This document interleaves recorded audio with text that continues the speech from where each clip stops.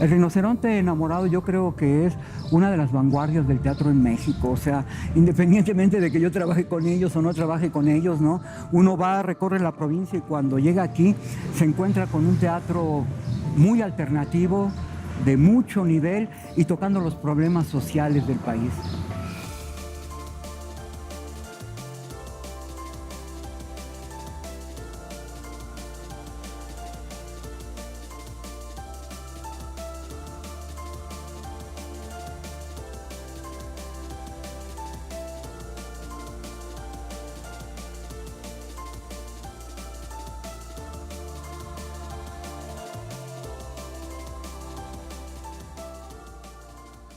Yo vine aquí a San Luis Potosí en el año 75 y aquí hubo una escuela popular de arte que abrieron los Opilotes y dentro de esos alumnos llegó Jesús Coronado, chiquito, tocó la guitarra, crecimos juntos, lo invité a trabajar a México y un día llegaron a la Ciudad de México, él y Edén con un texto que se llamaba El pupilo que quiere ser tutor, que después se volvió en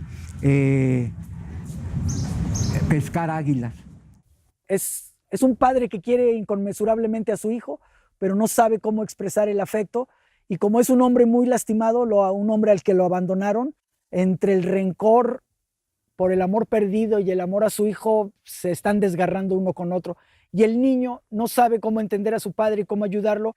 Y es una historia trágica porque terminan los dos perdidos. El niño termina amarrándose a la tierra y como una pequeña águila que quiere volar que no puede irse, y el padre termina tirándose a la locura y caminando por los caminos del desierto. Como originalmente Jesús Coronado no estaba pensado que él actuara, o sea, él tenía claro que él iba a dirigir esta obra, y voy a contar un poco de anécdota. En realidad ofrecimos que actuara Mario Enrique Martínez, que es mi tío, con el cual mi papá empezó a hacer teatro. Primero por una cuestión natural, la obra sucede con dos personajes que son padre e hijo, y siempre nos han dicho que mi padre y yo no nos parecemos, ¿no? Entonces, y que por un lado me parezco mucho a mi tío. Entonces la idea era como tener ese personaje que tenía mucho esa similitud, que teníamos esa cercanía. Jesús quería dirigirlo, Jesús quería que actuara, y no recuerdo bien a bien por qué no sucedió, por qué Mario nos bateó. Cuando llegamos a este momento en que nos separamos de la carrilla, porque yo quería ya montar esa obra y ellos me piden que audicione, decido que entonces vamos a construir un nuevo grupo, un nuevo proyecto de vida, y que este va a ser el paso, digamos, a convertirse en un actor profesional. Pero sentíamos que necesitábamos que alguien nos ayudara a adaptar este texto, a traerlo de este ámbito totalmente europeo a un entorno que nos fuera más cercano. No estábamos pensando que estábamos construyendo una nueva compañía, que estábamos conformando un grupo, que estábamos planteando una estética, una poética teatral. Estábamos resolviendo un problema escénico. El chiste es que literalmente Jesús se tuvo que subir al podio, tomar el bat, y entonces en esa medida empezó una complejidad, porque era de, bueno, yo voy a estar actuando, yo voy a estar adentro, pero soy el director, necesitamos un ojo de fuera. Y creo que Enrique Ballester fue donde tomó este apodo del El Faro de Alejandría, porque era ese ojo que no solo estaba haciendo el trabajo de adaptación, el trabajo de dramaturgia, sino que al mismo tiempo era quien nos iba conduciendo, nos iba coachando. De ahí surgió este término El Faro de Alejandría, porque nos avisaba de los peligros. Y literalmente nos pidió que lo emocionáramos, o sea, que lo engatusáramos de alguna manera para que fuera parte del proyecto. Te voy a ser sincero que yo sabía que quería montar la obra, pero no sabía todavía en qué entorno ponerla, y cuando empezó a presionarnos con este asunto de dime algo que a mí me emocione para poder embarcarme en el proyecto artístico, me vino a la memoria un recuerdo de cuando de niño muchas veces corrí por la carretera 57 con mi padre, y la carretera siendo tan larga y tan aburrida el paisaje, había un punto a la mitad del tramo entre San Luis y Matehuala, donde la gente se paraba al borde de la carretera a vender animales y en momentos muy críticos a pedir limosna. Y con lo feo que puede decirte, era un momento de distracción en la carretera, ver a la gente vendiendo animales y pidiendo limosna. Y yo lo tenía muy grabado. Entonces, en ese momento de la plática con Enrique le dije, ok, ¿qué te parece? Vendedores de animales, carretera del altiplano, charco cercado, miseria, silencio del desierto, gente áspera. Y entonces Enrico dijo, ya, ok, acepto, eso sí me interesa. Pero él no conocía este entorno, entonces, y de hecho Edén tampoco, porque era un recuerdo mío de mi infancia. Entonces lo primero que hice fue traer a Edén a Charco Cercado a conocer el lugar y posteriormente a Enrique y a Angustias, que iba a ser la escenógrafa, para que vieran el lugar. Y venimos a Charco Cercado. Evidentemente lo primero que impresiona es la gente con las víboras, las águilas, los zorros, vendiéndolos a borde de carretera. Pero entrando al pueblo, venimos a conocer el Charco Cercado, donde la gente hacía adobes, y platicando con la gente, esencialmente ese primer día que venimos a Charco Cercado, había puras mujeres, no había hombres. Y entonces Enrique le pregunta a una de ellas que dónde estaban los hombres, y entonces la señora le contesta, le dice, se fueron a pescar águilas.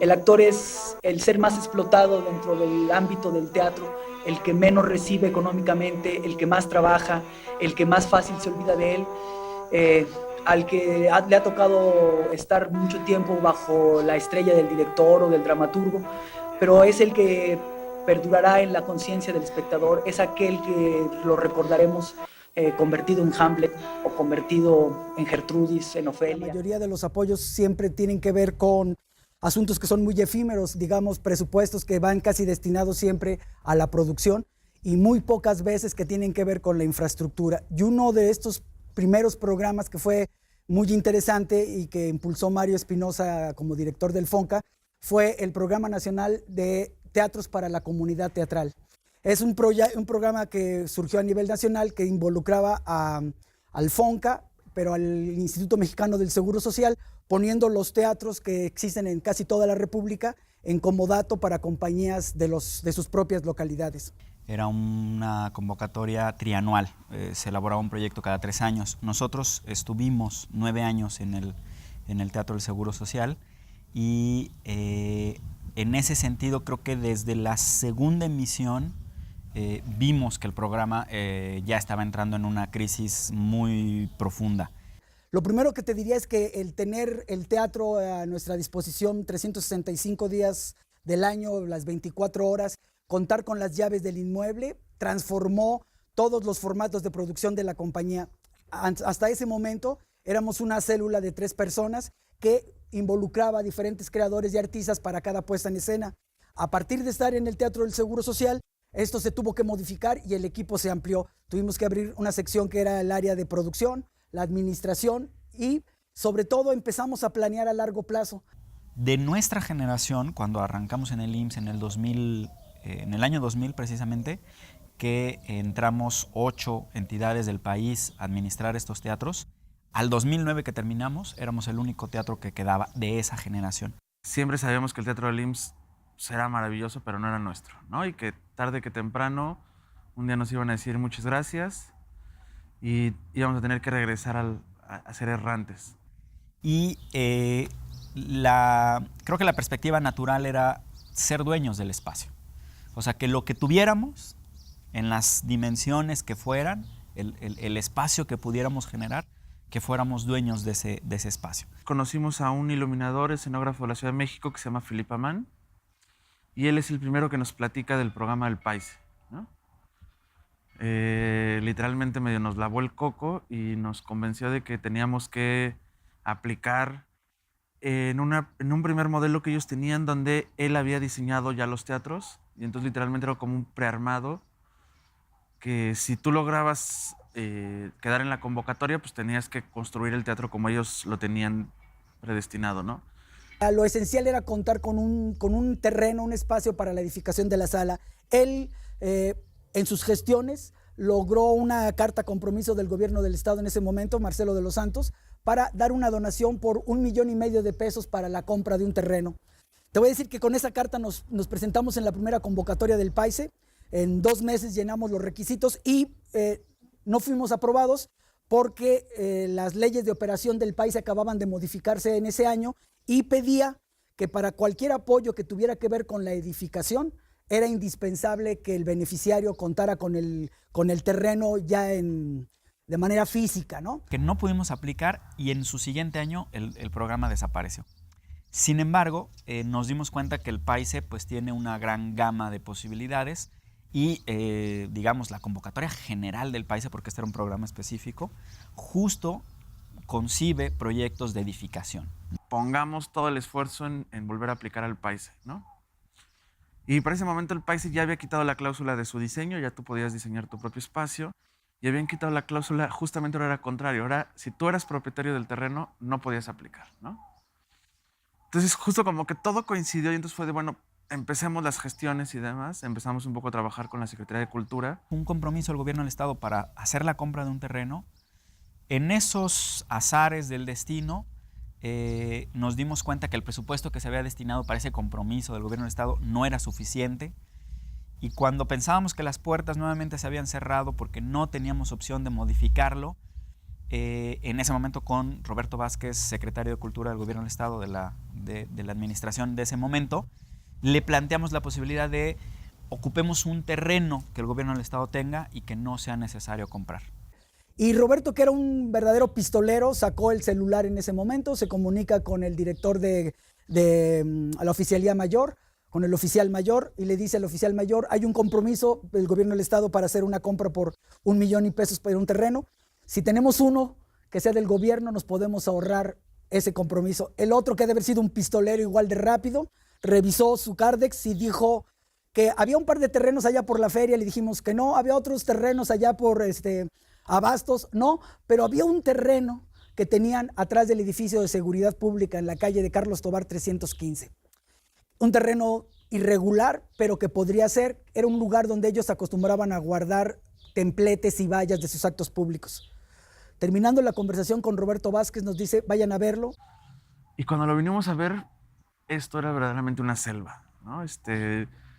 La parte del escenario era la única parte que estaba, digamos, como más o menos limpia, y digo más o menos porque era como entre comillas, lo utilizaban un poco para guardar vallas y como que intuimos que en algún tiempo fue taller mecánico del gobierno del estado y demás.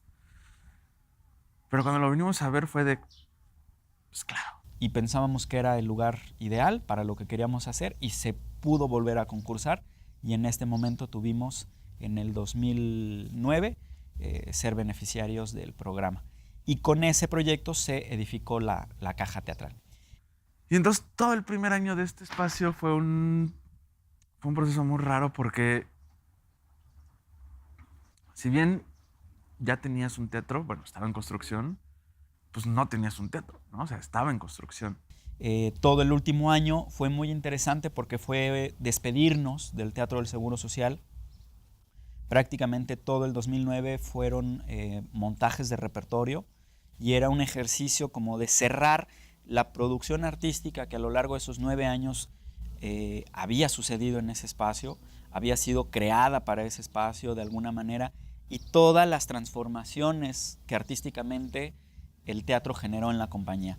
El fenómeno del público es tal vez la parte más compleja del fenómeno artístico y cultural en términos generales. Son muchos los factores que están alrededor del tema del público. Hay factores de orden político, social, económico, cultural, ¿no? Y vivimos en una sociedad que, digamos, tiene como demasiadas cosas en contra. Vivimos en una sociedad que está muy condicionada por el fenómeno de la televisión, ¿no? Y en ese sentido, creo que esta apuesta por un ejercicio artístico, ¿no?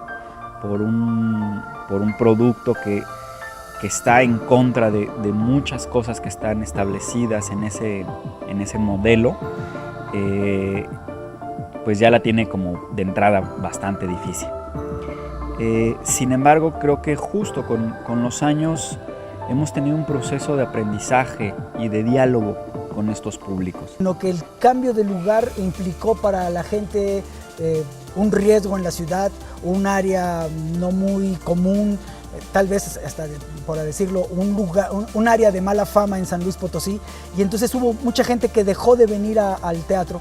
Luego hubo gente que se preguntaba mucho este asunto de la seguridad y con qué posibilidad tendría de estar de manera cómoda con nosotros, y hubo que ir venciendo como poco a poco esta reticencia.